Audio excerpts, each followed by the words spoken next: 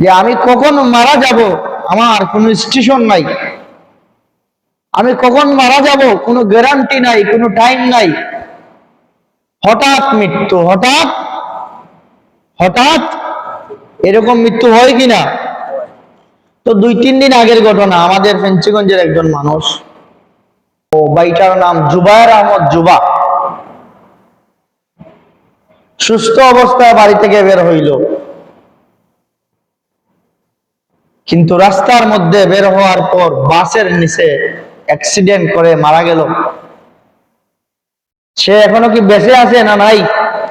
এই কথা বলেন না কেন, বেঁচে আছে না নাই? নাই। কোথায় আছে? কবরে। কোথায় আছে? কবরে। সে কি জানতো, সে কি জানতো যে আমি বের হয়েছি, আমি সুস্থ মস্তিষ্কে বাড়িতে ফিরবো, এরকম কি জানতো? যুবা ভাই কি জানতো এটা? জানতো না। যদি সে জানতো যে আমি এই মুহূর্তে বাড়ি থেকে বের হইতেছি, রাস্তার মধ্যে মারা যাইব, তাহলে তাকে এই পৃথিবীর সমস্ত মানুষরা টেনে তাকে বাড়ি থেকে বের করতে পারতো না। যদি জানতে পারতো যে আজকে আমি মারা যাইব, তাহলে ঘরের ভিতর থেকে সে বাহির হইতো না। ভাইটা মারা গেছে, খুব দুঃখ লাগছে। আল্লাহ ভাইটাকে জান্নাতের উঁচু মাকাম দান করেন, সকলে বলেন আমিন। তার পরিবারের প্রত্যেককে সবর করার মতো তৌফিক দান করেন, সকলে বলেন আমিন। জুড়ে বলেন আমিন। আমাদের যেন এরকম মৃত্যু না হয়, আমাদের যেন এইরকম মৃত্যু না হয়। আল্লাহ যেন আমাদের মৃত্যু দান করেন নামাজের অবস্থায়, আল্লাহ যেন আমাদের মৃত্যু দান করেন নামাজের অবস্থায়, আল্লাহ যেন আমাদের মৃত্যু দান করেন পরিবারের সকলের সামনে, আল্লাহ যেন আমাদেরকে সিজদার অবস্থায় মৃত্যু দান করেন। নবীজির রওজার পাশে গেছি, আল্লাহর ঘরে গেছি, ওই জায়গায় যেন আমাদের মৃত্যু হয়, রমজান মাসে যেন আমাদের মৃত্যু হয়। এইরকম ভাবে আল্লাহর কাছে চাইবেন, এইরকম ভাবে আল্লাহ তাআলার কাছে চাইবেন।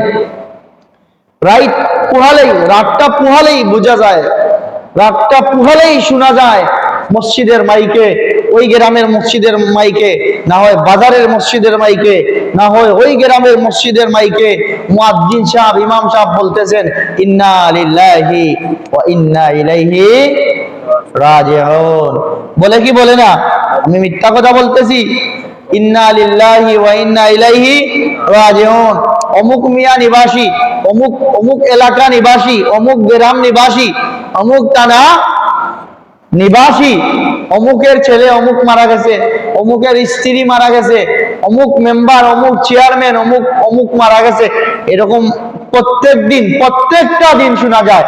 হয়তো কোনোদিন এই গ্রামে, না হয় অন্যদিন অন্য গ্রামে, না হয় অন্য থানাতে। এইভাবে মানুষ মরতে আসেনি না নাই? মরতে আসে। সেকেন্ডের মধ্যে মানুষ মরতেছে, কিন্তু একটাবার চিন্তা করে না, একটাবার চিন্তা করে না আমি কি নিয়ে যাব, একটাবার চিন্তা করে না আমি কি নিয়ে যাব। আমি যে আয়াতে কারিমা আপনাদের সামনে তিলাওয়াত করেছি, আল্লাহ তাআলা বলেন আল্লাযী খালাকাল মাউতা ওয়াল হায়াতা লিয়াবলুয়াকুম আইয়ুকুম আহসানু আমালা। বান্দা, দুনিয়ার জমিনে আমি আল্লাহ তোমাকে পাঠাইলাম, ওই দুনিয়ার জমিনে তোমাকে পাঠাইয়া আমি আল্লাহ হায়াত দিলাম তুমি বাঁচার জন্য। কি করার জন্য? কথা বলে না। কি করার জন্য? বাঁচার জন্য। দুনিয়ার জমিনে যতদিন বাঁচবা, বেঁচে থাকার পর মাউতা, তোমাকে আমি মৃত্যু দেব, তোমাকে আমি মৃত্যু দেব। আইয়ুকুম আহসানু আমালা, মধ্যখানের সময় থেকে আমি তোমাকে পরীক্ষা করব, তুমি কতটুকু আমল করেছো, কতটুকু আমল করেছো, আমলের দরজা তুমি কতটুকু বাড়াইছো, কতটুকু আমল করেছো তুমি, আমি এটা পরীক্ষা করব।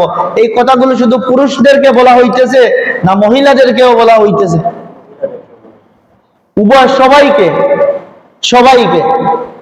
যত মুসলমান আছেন সকল মুসলমানদেরকে, সকল মুসলমানদেরকে।